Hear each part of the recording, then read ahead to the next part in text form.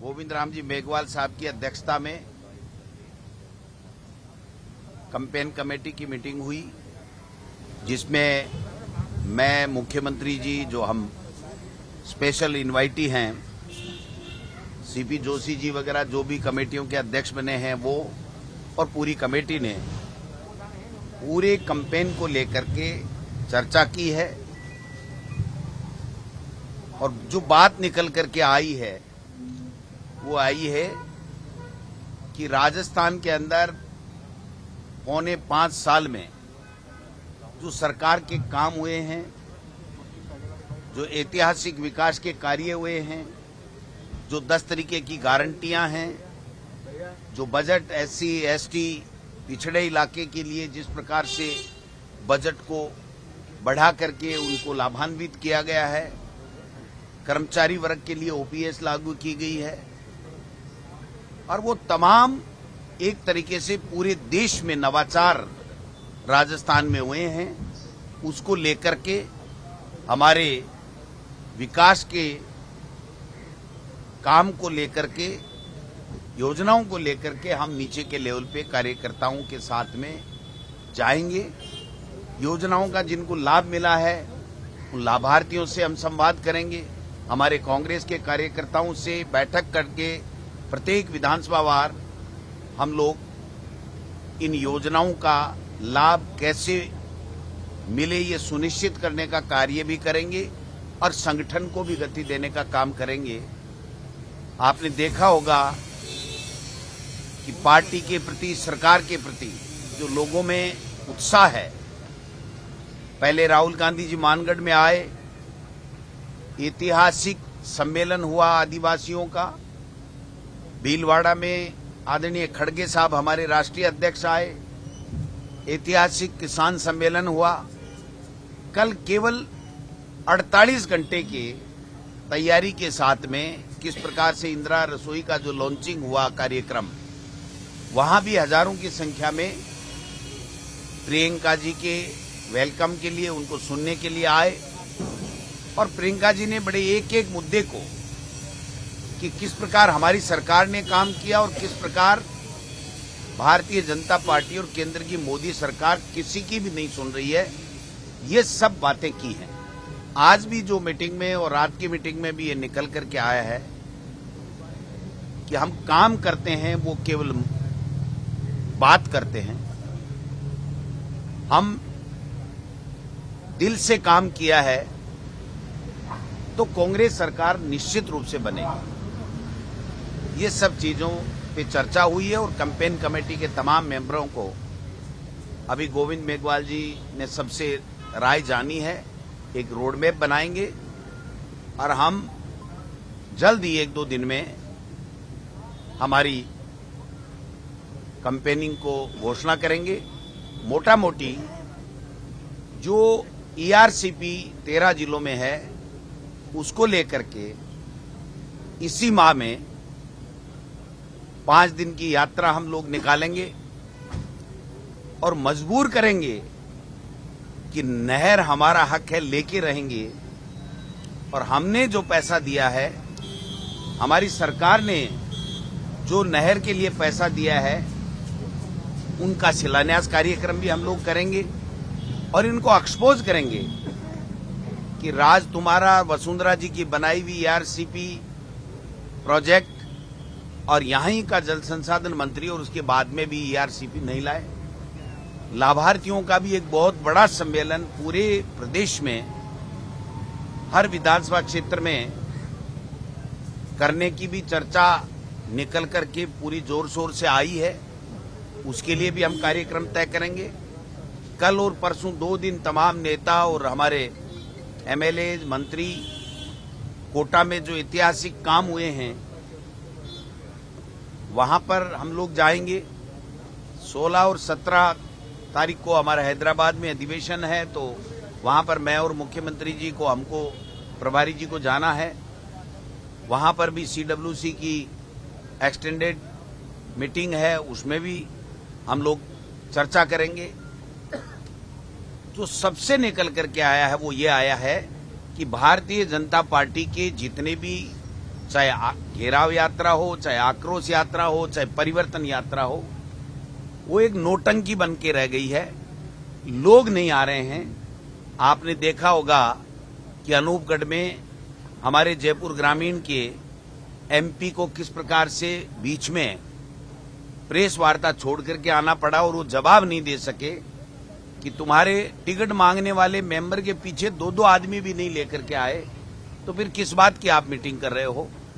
कल जो हमें जानकारी मिली है कि इनकी यात्राएं, जो परिवर्तन यात्राएं फैल हो रही हैं, बड़ा नेता आता है और मूड ऑफ हो जाने के बाद में वो चला जाता है और पीछे से जो चुनिंदा लोग आ रहे हैं वो भी उस यात्रा में शामिल नहीं होते हैं। इसको लेकर के इनको दिल्ली तलब किया गया है, जैसा सुनने में आया है, और दिल्ली तलब करके इनको पूरी तरीके से डांटा गया है कि आपने 5 साल में किया क्या।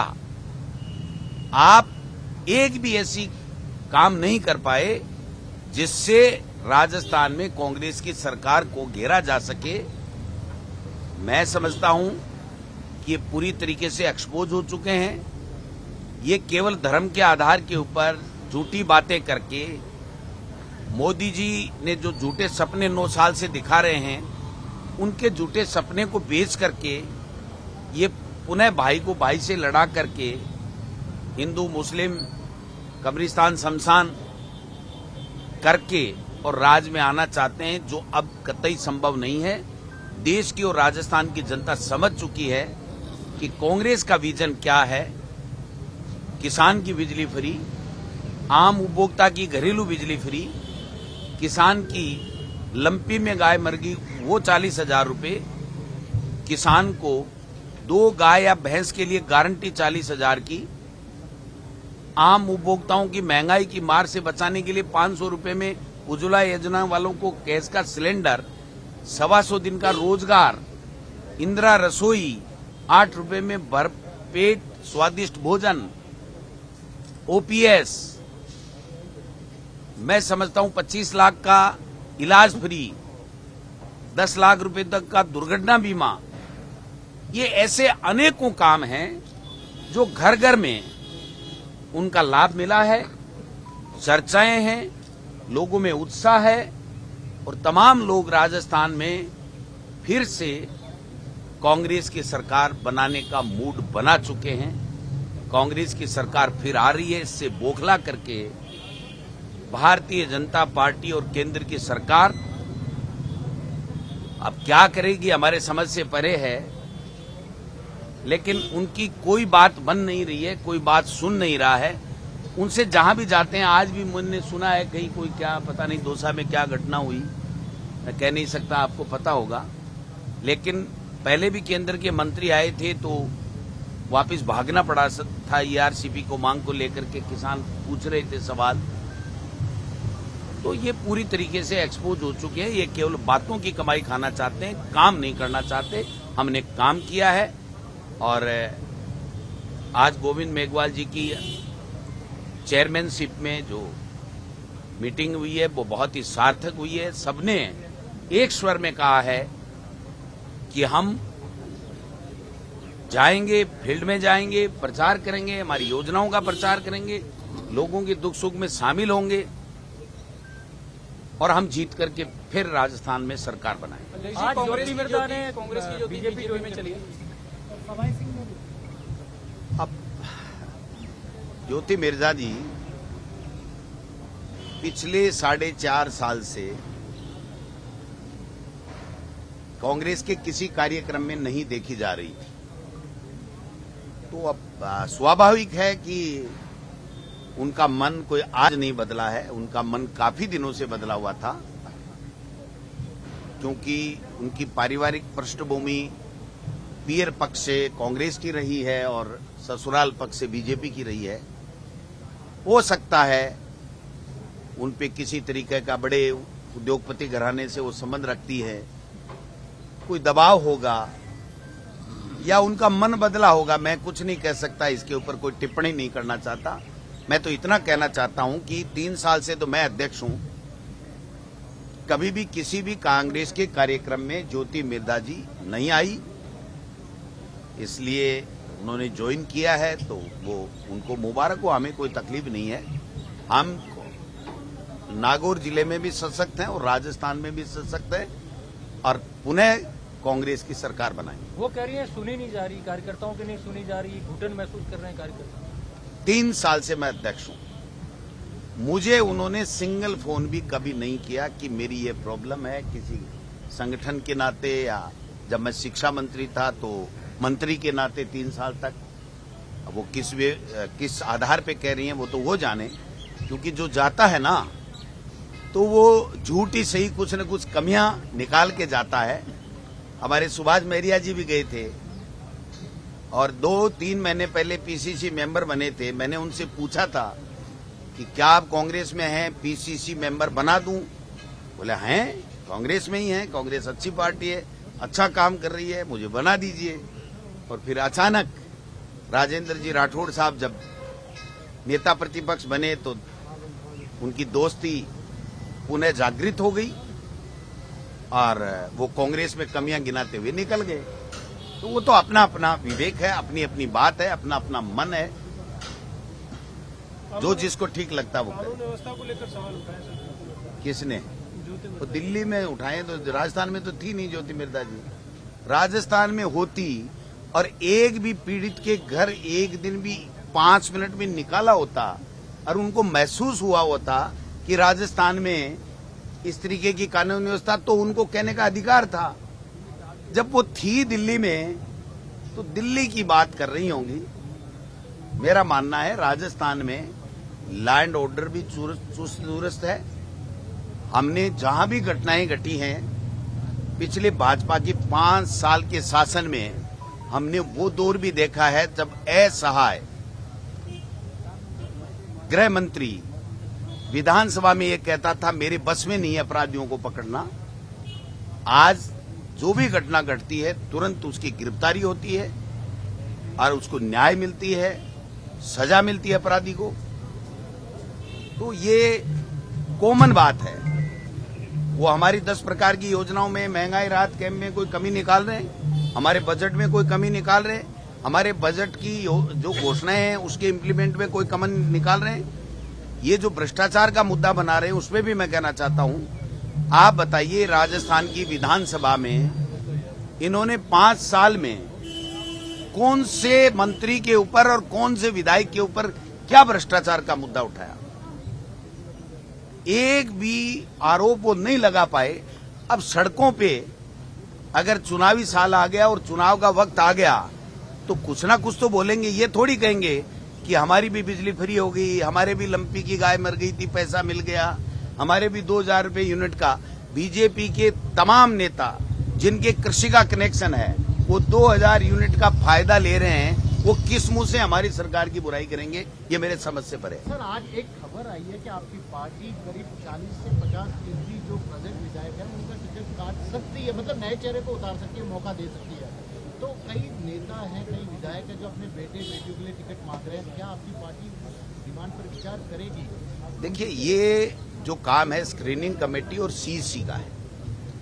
केंद्रीय चुनाव समिति टिकटें फाइनल करती है और स्क्रीनिंग कमेटी उसको स्क्रीन करती है कि भाई कौन सा है।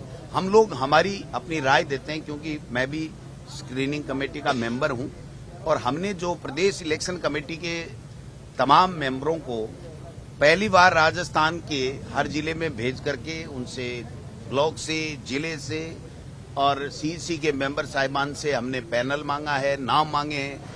4000 से ज्यादा, शायद 4400 भी हो सकते हैं, इतने लोगों ने आवेदन किया है कांग्रेस पार्टी के लिए। भारतीय जनता पार्टी का सदस्य बनने के लिए मिस्ड कॉल से बनता है। कौन बीजेपी वाला बना है, बसपा वाला बना है और कोई आम आदमी पार्टी का बना, कोई पता नहीं चलता। और हमारे यहाँ बाकायदा आवेदन लेकर के बायोडेटा उनसे फार्म 11 पेज का फार्म भरवाया हमने कि आप पूरी जानकारी दीजिए। पूरी जानकारी दे रहे हैं। भारतीय जनता पार्टी केवल और केवल मोदी के चेहरे पे सांप्रदायिकता का फूट दे करके, झूठ बोल करके और गांधी परिवार को गाली निकाल करके चुनाव जीतना चाहता है। जो अब जमाना चला गया है, सब लोग समझ गए। मीडिया के माध्यम से मैनेजमेंट करके और वो अपनी विफलताओं को छुपा करके अगर चुनाव लड़ने की सोच रहे हैं तो भाई ये इंडिया है। इंडिया सब समझता है और इंडिया अब एनडीए को जवाब देने के लिए तैयार है। सर, राहुल गांधी अभी 23 को आ रहे बता रहे हैं जयपुर में, सही है क्या? देखिए, हमने प्रपोज किया है, राहुल गांधी जी का कंफर्मेशन अभी तक नहीं आया है, लेकिन हमारा एक प्रस्ताव है कि हमारा जो प्रदेश कांग्रेस कमेटी का जो नया भवन बन रहा है उसका शिलान्यास हम आदरणीय खड़गे साहब और राहुल गांधी जी से जल्दी कराना चाहते हैं। और हमारे जितने बूथ अध्यक्ष, हमारे मंडल अध्यक्ष, ग्राम पंचायत अध्यक्ष, हमारे ब्लॉक अध्यक्ष, हमारे जिला अध्यक्ष, जितने काडर के जो अध्यक्ष हैं उनको हम कार्ड वितरित कर रहे हैं, आइडेंटिटी कार्ड, और उनको बुला करके और हम उनके सामने कांग्रेस का प्रत्येक कार्यकर्ता और पदाधिकारी उस कांग्रेस के भवन का जो शिलान्यास कार्यक्रम हम रखना चाह रहे हैं, जिसके लिए हमें जब भी अनुमति मिलेगी हम लोग आपको बता देंगे। राजेंद्र गुड़ा शिवसेना में शामिल हो गए, लेकिन कांग्रेस से निकाल दिया क्या उनको? अभी तक तो कांग्रेस के मेंबर थे। अब वो तो उनसे पूछिए कि वो चले गए अभी यहीं हैं। नहीं, पार्टी ने कोई कार्रवाई की क्या? नहीं, आप बताओ ना, वो तो उनको पूछिए ना। वो तो कर लिया ना।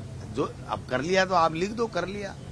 दुपट्टा पहन लिया उन्होंने शिवसेना का। कर लिया, अच्छी बात है, पहन लिया तो क्या बधाई बदली हो। परिस्थिति में क्या कांग्रेस पार्टी लाइक माइंडेड जो पॉलिटिकल पार्टी है उनके साथ अलायंस करेगी? इंडिया जीतेगा तो अलायंस में क्या, अलायंस तो कर ही लिया ना हमने, हमारा एक ग्रुप बन गया इंडिया। जब अरे भाई, इंडिया में राजस्थान कांग्रेस पार्टी है तो कांग्रेस नहीं है क्या इंडिया में? इसलिए ये अलायंस वाला मुद्दा, इंडिया जो हमारा नया गठबंधन बना है वहां पर ये सब चीजें तय होंगी, उसके बाद में राजस्थान में आएंगे। नागौर में हनुमान बेनीवाल से भी हो सकता है।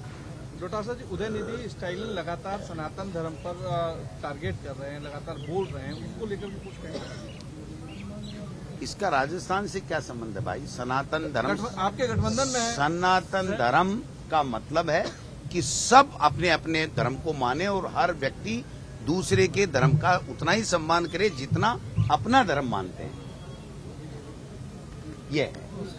सर, साहब, हनुमान बेनीवाल से कोई होगा कुछ गठबंधन? हनुमान बेनीवाल से कोई गठबंधन? अगर वो इंडिया में आएंगे तो आगे फिर पार्टी देखेगी। सर, कल तक जो सरकारी थे अब सरकार बनने की कोशिश में, ब्यूरोक्रेट्स हैं वो सब राजनीति में शामिल हो रहे हैं, लेकिन बीजेपी में ज्यादातर हो रहे हैं। क्या रीजन है सर?